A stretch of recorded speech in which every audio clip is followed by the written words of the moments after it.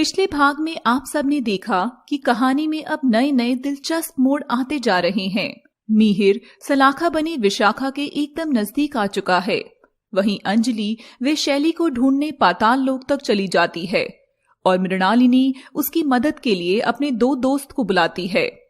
कहानी ऐसे ही चल रही थी कि दूसरी ओर गिरगिट गिरीश के मन में विशाखा के लिए प्यार अब बहुत आगे बढ़ चुका था। अब देखिए आगे की कहानी। गिरीश अब सलाखा की शादी में शामिल होने जा चुका था। वहीं गुफा के अंदर कुछ अजीब सा था जिसके बारे में गिरीश बेखबर था। गुफा में कैद सलाखा गायब थी और वहां केवल रस्सी ही पड़ी थी। अंजलि पाताल लोक में विशैली को इधर से उधर ढूंढ रही थी। तभी सामने उसे एक विशाल तालाब नजर आता है। अरे, यहाँ से तो आगे जाने का कोई भी रास्ता नहीं है और वो विषकन्या भी कहीं नजर नहीं आ रही। लगता है मुझे ये तालाब पार करके ही जाना होगा। और अंजलि तालाब में पांव डालने ही लगती है कि तभी उसके पांव से चप्पल निकलकर तालाब में गिर जाती है। तभी वह देखती है कि चप्पल तालाब में गिरते ही एकदम से जल उठती है। अंजलि ये देख पास पड़ा एक चट्टान का टुकड़ा तालाब में फेंकती है, मगर वह पत्थर भी एकदम गल जाता है। इसका मतलब यह कोई जल से भरा तालाब नहीं बल्कि विष से भरा तालाब है। जो कोई भी इसे संपर्क में आएगा वह जल जाएगा। तभी अंजलि को तालाब के दूसरी पार भागती हुई विशैली नजर आती है। आजा आजा, पकड़ मुझे, आजा आजा। और विशैली भागकर छिप जाती है। अंजलि को कुछ समझ नहीं आ रहा था। ना ही वो उस पर कुछ ठोस चीज डालकर पुल बनाकर जा सकती थी और ना ही खुद उसे पार कर सकती थी। अब वह निराश होकर वहीं बैठ गई और रोने लगी। रोने से उसके आंसू जैसे ही तालाब में गिरे तभी उसमें से एक राक्षसी प्रकट हुई। इतनी जल्दी हार मान गई नागिन, मजा तो इसी खेल में है। अगर तू मुझे मेरे खेल में हरा देगी तो मैं इस तालाब को पार करने में तेरी मदद करूंगी। और अंजलि उस राक्षसी की बात मान जाती है। छाया और कबीर भी अभी तक अंजलि की ही तलाश में भटक रहे थे, मगर वो ये नहीं जानते थे कि भले ही वो दोनों गायब हो गए हों, मगर पाताल लोक विषकन्या का घर था और वह जान चुकी थी कि उसके घर में दो बिन बुलाए मेहमान आ चुके हैं। अच्छा, तो ये दो बेवकूफ नाग नागिन भी यहाँ मरने आए हैं। मगर इन्हें मैं इतनी आसान मौत नहीं दूंगी। इन्हें तो मैं खूब नचाऊंगी। और विशैली चुटकी बजाकर गायब हो जाती है। छाया कबीर थोड़ा आगे बढ़ते हैं। जैसे ही वो आगे चलने लगते हैं उन्हें एक गुफा में जोरदार रोशनी आती नजर आती है। हो ना हो, इस जगह वो विषकन्या जरूर मिलेगी। और हाँ, फिर हम उसे मारकर अंजलि को वापस ले जाएंगे। छाया और कबीर उस गुफा में चले जाते हैं। गुफा में घुसते ही उसका दरवाजा बंद हो जाता है और वो अंदर देखते हैं कि ये कोई सामान्य जगह नहीं थी बल्कि एक भूल भुलैया थी जिसमें चारों ओर कांच लगे हुए थे। तभी छाया और कबीर खुद को एक कांच के सामने देखते हैं तो कबीर को अपने पीछे छाया नहीं विशैली खड़ी नजर आती है। तभी छाया दूसरे कांच में देखती है तो उसे अपने आगे कबीर की जगह विशैली खड़ी नजर आती है। ये सब क्या हो रहा है? कबीर, कबीर, ये तुम ही हो ना? हाँ छाया, मैं ही हूँ, मगर तुम मुझे नजर क्यों नहीं आ रही हो? विशैली गुफा के बाहर खड़ी सब देख रही थी और वे जोरदार हंसने लगती है और उसकी हंसी की गूंज अंदर बने कांच की जगह में गूंजने लगती है। तभी छाया को कांच में विशैली हंसती नजर आती है और कबीर को भी ऐसा ही नजर आता है। विशैली का खेल अब छाया और कबीर पर हावी हो चुका था। अब उनके दिमाग से इस तरह खेलने लगी थी कि उन्हें एक दूसरे के अंदर ही विषकन्या नजर आने लगी। और फिर अचानक से छाया और कबीर ने एक दूसरे पर ही जोरदार हमला करना शुरू कर दिया। छाया ने कबीर पर अपनी पूंछ से जोरदार हमला किया तो कबीर ने अपनी सांप की जीभ से छाया को जोरदार डस लिया। दुष्ट विशैली, मैं तुझे नहीं छोड़ूंगा। मैं तुझे खत्म कर दूंगी विशैली। जहां छाया और कबीर आमने सामने थे वहीं पीछे लगे कांच में दोनों ही विशैली के रूप में नजर आ रहे थे और दोनों गजब का हमला करते हुए लड़ते रहे। तभी कबीर छाया के ऊपर चढ़कर उसका गला दबाने लगता है। तभी छाया को कुछ अजीब लगता है। विशैली मुझ पर हमला कर रही है और कबीर मुझे बचाने भी नहीं आ रहा। आखिर कबीर है कहाँ? कबीर, कबीर, तुम मुझे सुन सकते हो क्या? मगर कबीर अभी तक विशैली के जादू के वश में था। छाया अब समझ चुकी थी कि यहाँ कुछ तो अजीब है और वो कबीर को धक्का देकर एक एक कर सारे कांच अपनी पूंछ से तोड़ देती है। कांच के टूटते ही विशैली का खेल खत्म हो जाता है और छाया और कबीर एक दूसरे के सामने खड़े होते हैं और गुफा का दरवाजा जैसे ही खुलता है सामने विशैली खड़ी होती है और कबीर जैसे ही उस पर झपटता है वह हंसते हुए गायब हो जाती है। यह जितना आसान लग रहा था उतना आसान नहीं है कबीर, हमें अब संभल कर आगे बढ़ना होगा।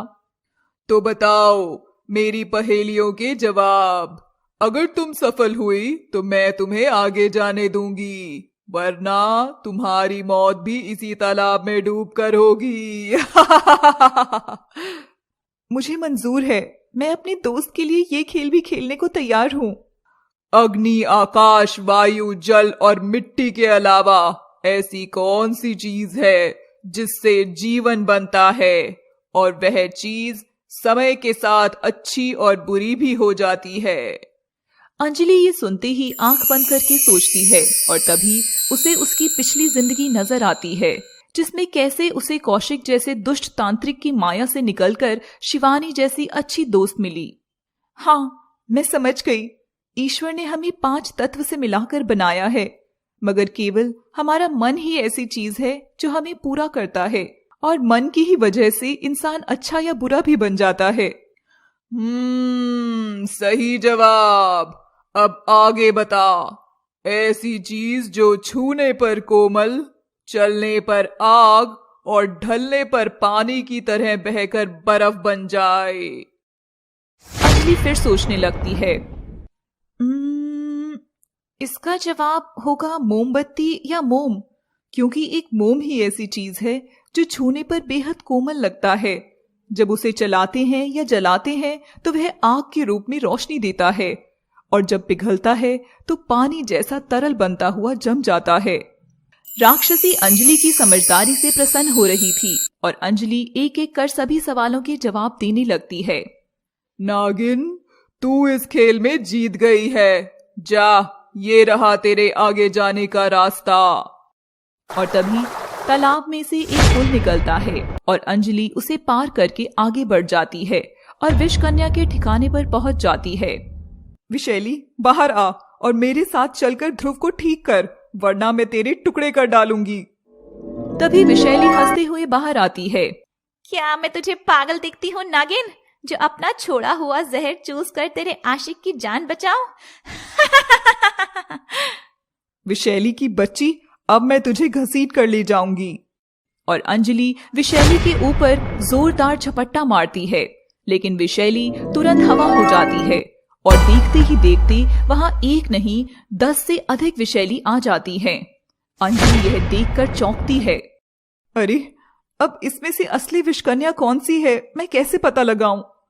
सारी विषकन्या अंजलि की ओर देखकर हंस रही थी। तभी अंजलि एक विषकन्या के पास जाती है और उसके बाल पकड़ती है। तभी वह हवा हो जाती है और वहां दूसरी विषकन्या आ जाती है। अब मैं क्या करूं शिव शंभू? तभी सबसे पीछे खड़ी एक विषकन्या की परछाई उसे दीवार पर गिरती हुई नजर आती है और अंजलि बाकी लड़कियों की ओर देखती है, मगर उनकी कोई भी परछाई नहीं थी। अंजलि अब समझ गई थी कि वही असली विशैली है और वह सब लड़कियों को चीरते हुए असली विशैली के करीब जाकर उसके बाल जोर से पकड़ती है और उसे तुरंत अपनी पूंछ में जकड़ लेती है। अब तू कैसे बचेगी दुष्ट लड़की? छोड़ दे नागिन मुझे, अभी भी वक्त है। अगर उसे पता चल गया ना तो तूफान आ जाएगा।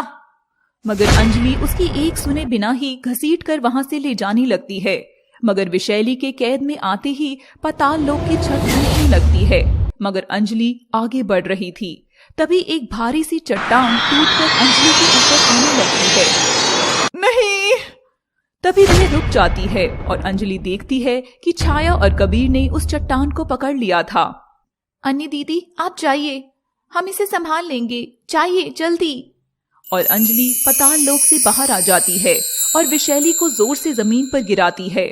मृणालिनी अंजलि को देखकर बहुत खुश होती है और दोनों ध्रुव के अधमरे शरीर को विशैली के सामने रख देते हैं। इस मासूम लड़के से अब ये गंदा जहर निकाल विशैली, वरना तेरी मौत तो मेरे हाथों लिखी ही है। और दोनों नागिनें विशैली पर हमला करती हैं। विशैली डरते हुए ध्रुव के शरीर से अपना जहर वापस निकालकर चूसने लगती है और धीरे धीरे ध्रुव का शरीर सामान्य हो जाता है। मगर विशैली का शरीर अब काला पड़ चुका था। कुछ देर में ध्रुव को होश आ जाता है और दूसरी ओर विशैली अधमरी होकर वहीं गिर जाती है। जैसी करनी वैसी भरनी। ध्रुव उठता है और अंजलि की ओर देखता हुआ सब कहानी समझ जाता है। तुमने ये सब मेरे लिए किया? मेरे लिए अंजलि? दोनों एक दूसरे से गले लगते हैं। सलाखा के रूप में विशाखा अपना दुल्हन का जोड़ा पहनकर खुद को शीशे में देख रही थी कि तभी उसके पीछे खड़ी सलाखा नजर आती है। सलाखा तुम? अब देखिए आगे की कहानी में क्या वक्त रहते गिरीश विशाखा को अपना प्यार महसूस करा पाएगा और क्या सलाखा अपने प्यार मिहिर तक पहुंच पाएगी? जानने के लिए देखते रहिए नागिन का प्यार सीजन 2 केवल पापा टीवी हिंदी पर। Thanks for watching.